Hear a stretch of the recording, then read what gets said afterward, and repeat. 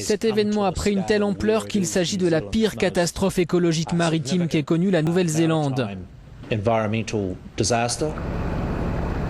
Les mots du ministre néo-zélandais de l'Environnement Nick Smith ne laissent pas la moindre place au doute. Échoué mercredi sur le récif Astrolabe au large de Tauranga, le principal port de l'île du Nord, le porte-container Rena risque de ne pas résister à la tempête qui traverse actuellement la région. Tempête qui a entraîné l'évacuation des équipes de secours à bord.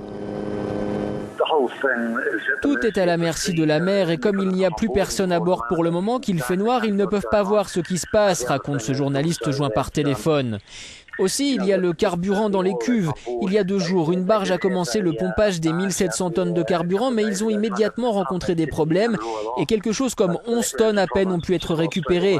Et quand ils pourront renvoyer la barge là-bas, ce qui dépend de la météo, il faudra probablement 24 à 48 heures avant qu'ils puissent commencer à pomper le carburant. Bien qu'une seule cuve fuit, le Rena a déjà déversé plus de 300 tonnes de carburant dans ces eaux qui abritent une faune et une flore à la richesse incomparable. Les premières galettes de pétrole ont touché la côte lundi. Les habitants se mobilisent pour défendre les plages face aux méduses noires. Certains de ceux qui sont venus du monde entier, qui ont vu cet endroit, ont dit qu'il s'agissait d'un des plus beaux sites qu'ils aient jamais vus, raconte ce pêcheur.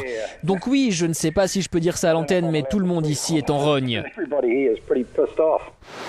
Les autorités n'ont pas encore établi la cause de l'accident, mais le syndicat maritime néo-zélandais affirme avoir décelé des erreurs sur les cartes du Rena lors d'un contrôle effectué fin septembre.